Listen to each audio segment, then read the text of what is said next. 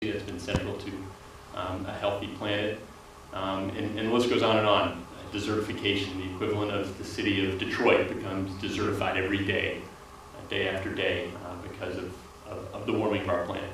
And so, if I may suggest that one response that we could make to this film is to take his learning and his mission seriously, and look for ways in our own lives to be part of that drawing down, or stop to draw down our natural resources so that we can preserve places like Yosemite and all over the world for future generations. I've got 2 little kids at home and think a lot about this. It's great to see some young folks in the audience here.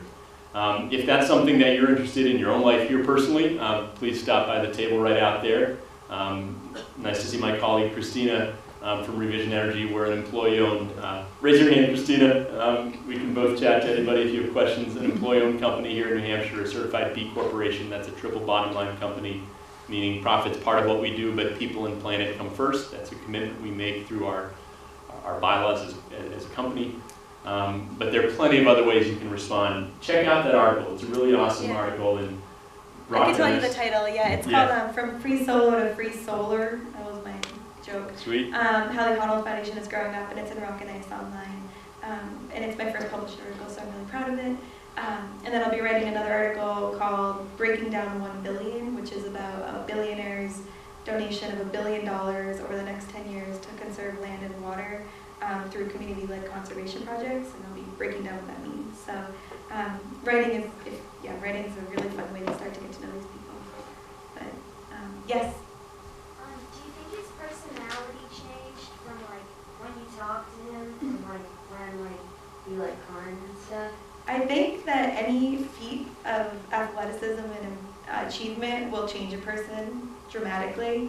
I mean, when you accomplish something like that, that feeling of who he was at the top of the mountain changed him completely. I mean, not thinking he could do this to doing it changed him. And so I think, yes, in many ways, I think he's constantly growing up and maturing. And if you read articles about him from 10 years ago, he was kind of like childish, living in his van, never had a girlfriend, didn't want to talk to anyone, to someone who's in a really serious relationship with big achievements and a big career ahead of him. I think he's grown a lot. Yeah, he'll be someone amazing to follow. He'll continue to do interesting things.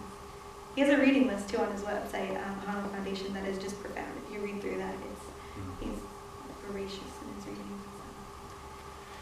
Why don't we wrap up the formal program? Yes. Thank you for sticking around. Thank you so much. Hang out, chat if you have more questions or want to pick up information, but really appreciate you coming out, and let's thank Red River and Jemmy. Thank you.